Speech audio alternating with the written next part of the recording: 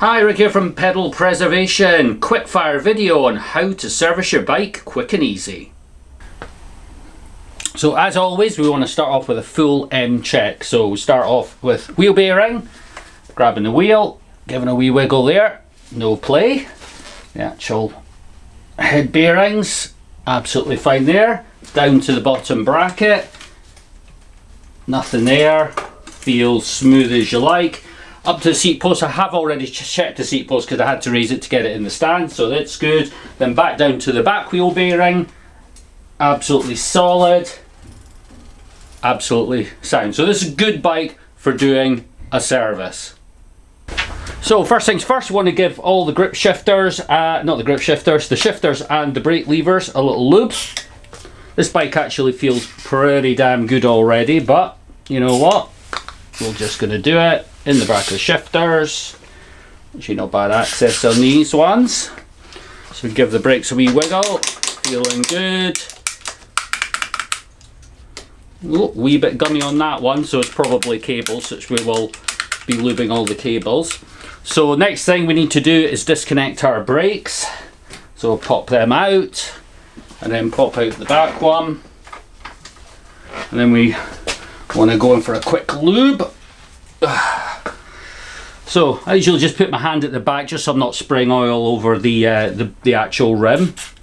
So the reason I use the spray is it will go over the nut as well, and the reason for that is it's going to stop that corroding in the future, because you can see there's a little bit of corrosion already on the side. Want to give that a wee wiggle, then same again on the other side. There we go, just onto that wee nut there as well. Beautiful. Again on the rear. Remember, at the moment I haven't used any tools at all. And a basic bike toolkit will give you absolutely everything you need to maintain your bike. Literally a bike toolkit, a can of GT85, and you're absolutely rocking. Okay, so we will now do cables. So what we want to do, because we want to get all the slack in the cable, put that down there. At the moment they're all tight, we need to get all these tubes etc off. So the first one we can do is we can start off with, right, so what we want to do is if we shift the gears up into the highest gear, so we're up there, and then not pedaling, use your shifters to move that all the way back down again. And what it does is it just slackens off the cable. See how it's all nice and slack now? And we can actually just pull that out of there. Nice and slack from there, up to there, pull out from there, and then we can pull down from there. And you can see we've now exposed all this cable right to the back. Pull that one out there and that one can come forward. So what I'll do is, rather than pulling them all out at the same time, I'm just going to pull them out one by one so you can keep a track. So if you're not sure, just do one at a time, otherwise you can end up with cables out of housings and you don't know where they're meant to go. So just a basic lube. In fact, we could use the GT85, absolutely no problem at all, but this is actually just chain lube. So I just pop that onto the cable between my fingers and then just let it run down. And then we can just slide the outer back up and down. Same again down the bottom. The reason to do the bottom part, although it doesn't go through a sleeve, is to is just to protect the actual cable itself. So pulling that one forward, we draw the lube into the derailleur, and then we can just move that backwards and forwards, and then just give this a wee wipe backwards and forwards. Right, pop him back in, and the rest. So pop that back into the housing, pop that back into the frame, and then up at the back here, as it's all still slack, we can now just pop that back in there, and then if you want to put tension back onto it, just shift the gears down, back up, and then you've got a nice tight cable at the back here. So that's shifter number one. So next we'll do the front brake. So the easiest way to do this one, because the cable can't slide all the way down, we need to ideally take this out. Now on the bottom of the shifter there is a slot, so these adjusting screws have all got slots on them, so we need to turn that round so we get it to the slotted one. There we go, and see it all pops out, and then out on that part, and then you've got the cable out, so we can pull that back just to give us a little extra. Now I'm going to use a GT85 because I'm going to have to try and spray it down into the tube for the best sort of penetration into there. But to be honest, if you just had a normal oil, then that would be fine too. Into there like that, give it a wiggle. You can kind of feel straight away that there's no resistance there at all, and not getting the oil all the way inside is not going to be a problem at all. So give that a wee wiggle, and then we can load all this back in. So you pull the brake, hook it in, slide it along the bottom, then back in the housing, and then just finish off by giving the housing a wee twist. Now I'm going to be adjusting the brake, so this brake here, this adjuster that makes the brake tighter, I'm just going to screw all that all the way back in, because I'm going to adjust it at the other end when we're finished. There we go, that's that one done. So we're not going to hook that back in because there's no need yet. We want to come back and do the brakes at the end. Right, okay, so the next one is the rear brake, and we're going to do a similar thing, because unlike the shifter cable, which had all the exposed wire, and normally that's how the brakes are, this one actually has a cable that runs all the way to the back. So we're just going to have to remove it like we did the other one. It's unhooked at the back, so we've got as much room as we can, but we're just going to have to take this out like we did on the other one. Right, this is the locking screw here, by the way, so if you find this is all tight, it's most likely this one, which you will need to slacken off. So just being careful. There we go, it doesn't take much, just undo it slightly, and that's going to spin round, and then we just want to marry it up with the slots, and there we go, there's the slot there, and that's going to pop out the bottom. So we've got that one off, and then we can get a little bit more room. So we want to get some oil and hopefully let gravity do the work. Otherwise you'd have to remove the whole cable to get it properly done, which, you know, that might come to that. So once again, like we did on the front, we just want to get some oil into all the different hoses. So down there, and down in there, and then give the cable a wiggle from the other end. Again, it feels good. I don't think we're going to have a problem with this. So I'm just going to hook this back in at my end.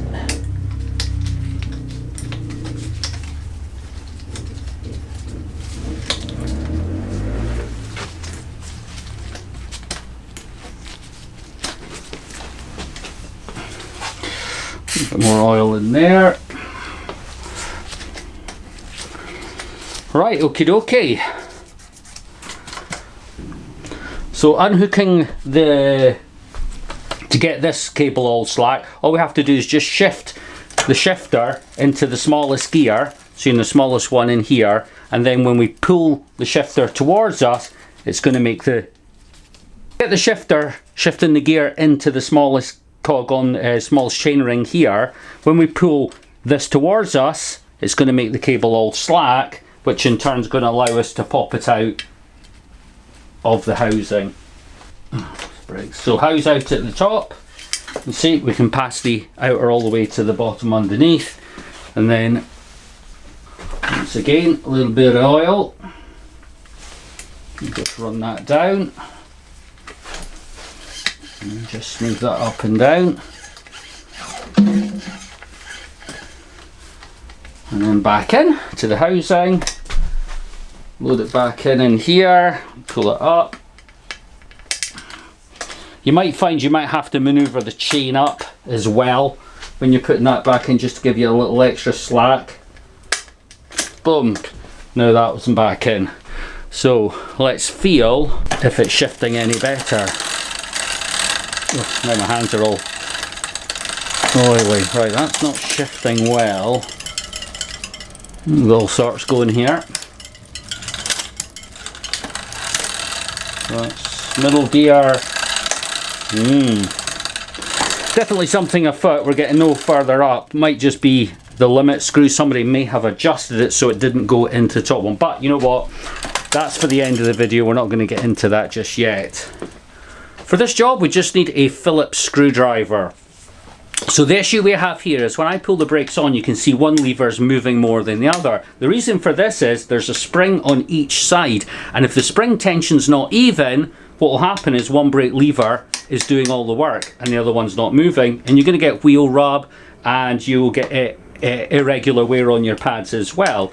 So the adjustment screws are on the side. There's one here and there's one on the other side. So looking at it just now, as you can see that all the brake is off to this side, so this lever is being pulled against the wheel rim constantly. It's just not, it doesn't have enough tension to go back. So we can do one of two things. We can either increase the tension on this side or slacken it on this side.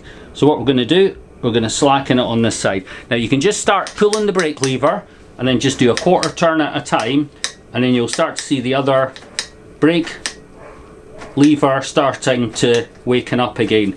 And what you want to do is just keep going until you feel that you've got an even throw on both sides, which you have. Boom, dead stop. Now up to the brake lever, I feel that's a little bit excessive. We're not quite hitting the handlebar, but we're not far off it. You've got to put it all that way before you get any stopping power. So the brake adjuster that we adjusted at the start, we want to actually take back out now. So what we do is we just unscrew it, which makes the housing longer. You see, we've got a much quicker bite. But always remember, give the wheel a quick spin just to make sure that you've not adjusted it to the point where it's now starting to rub. In place, there'll be a secondary ring here. We just want to screw that back. To be honest, finger tight is fine. And that is that. Absolutely perfect.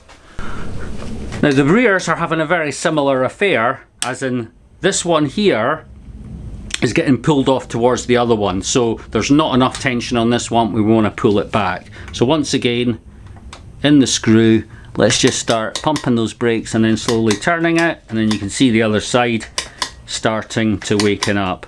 Sometimes you'll find if your brakes are a bit old and sticky that you might have to screw it in quite far, really get it so it's going back the other way, and then slacken it off back again. But that's absolutely perfect, snapping right. I would say there's no issue as well with the brake lever. We won't have to do any adjustments there, because that ideally what you want is, so when you're pulling your brakes, they feel even on both sides. One is not moving more than the other. Okay, time for gears. So we've obviously got two sets of gears. You've got your front derailleur and you've got your rear derailleur, and you've got your shifters, of course, which we already spoke about. So the way I do it is I like to do the back one first.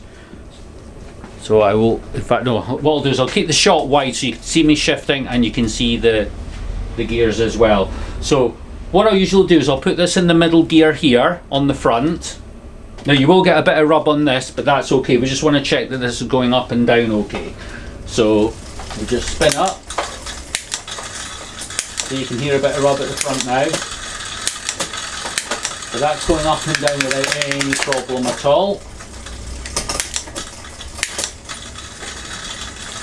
There's a little bit of noise. The easy way to check if you're wondering whether the derailleur needs to be that way or that way, well, you're doing it rather than actually adjusting it up here, you can just put a bit of tension on here with your fingers and you can hear whether it needs to go up or needs to go down. To be honest, I think it's just, that's the way it is. It's just an older derailleur system. So once we've got that all done, we want to move on to the front derailleur. So the best way to do it is if you shift it to the extreme. In fact, I'll go right to the top gear because that's where this one's rubbing the most. And we have an adjuster here on our shifter. So at the moment it's rubbing. Now when we operate the shifter, it's pulling the derailleur towards us and we need it to go back slightly. So what we need to do is shorten the outer, which will relax the derailleur. So we can actually just turn that over whilst we're screwing that in. If we've got enough adjustment, there we go. Just get to the point where that's clear. And then what we want to do is to double check, go back down to the smallest gear. Boom, fine. So what we want to do is check the next gear, so we could go say up. So that's in the top one. And then we want to go up the shifters. There's a wee rub there. So although in that one, this would be a very unlikely gear to go into, because you're basically on the biggest one here and the biggest one here. So unless you were going on an insane hill and going really fast, that's not going to be an issue. We could see if we can adjust it out with the derailleur adjuster, but I think that's possibly, yeah, that's all the way in. So I think that's acceptable to be rubbing there on the front, just in that particular instance. So if we drop down to the smallest one, we're already in the big one, no problem there. And then we can just go down there, and no problem there. Most likely you're going to be in the center one in here anyway, and as long as that one gives you up, and as long as that one gives you, in fact we might need to adjust that back the way just to lift it away from that touching that one.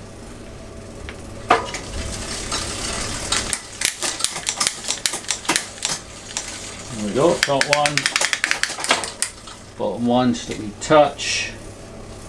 We're just pulling this out slightly. I suppose it's come down too far. That definitely come out too far. Let this back in again. There we go. So that's the gears and that all shifting great now. There's just one last thing, because we're pretty much done, is I just noticed there's no ferrules on the ends of these, so, and that's a little bit long, so we're going to get cutters, a couple of spare ferrules. These are the things that you're looking for, these tiny little metal ends. So, and I've got one in my mouth, that's why I'm talking funny. So we just want to cut off the excess. And you just put that over the end of the cable. And I notice this one's got one as well, as in it's actually starting to fray here. So this is definitely a good time to put that in. There we go, let's check front, has got one on, so that's no bother. Right, this bike actually is good to go. I mean, you could give it a quick shine down if you wanted to. Oh, actually, before we go any further, of course, just remember the tyres are flat. Let's give them a quick pump and we should be good to go. Now, I don't know, you can't quite see this, but the valve is sticking out the wheel at a slight angle. We want to sort that out. So before we pump it, we just move the tyre backwards and forward. Just drop the top. And then we can put that on, get some air in. Give it about 40. I think I'm having trouble here because my compressor's not switched on. I think we've just basically balanced out the pressure. If I turn the compressor on, you're not going to be able to hear anything. So I'm just leaving that off for now. So similar thing going. The valve is just sitting at a funny angle. So just want to give the tyre a wee wiggle till we get it straight. See if we can get any air into this while the compressor's still off.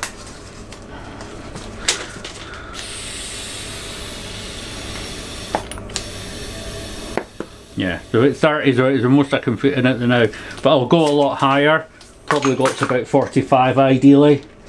So put the valve on there, and I dropped the other valve, I don't know where it went. So that was a quick and easy service on your own bike. As you can see, minimal tools, minimal time, and now this bike is ready to put in many more miles. Thanks for tuning in, and if you like and subscribe, that would be awesome. Bye.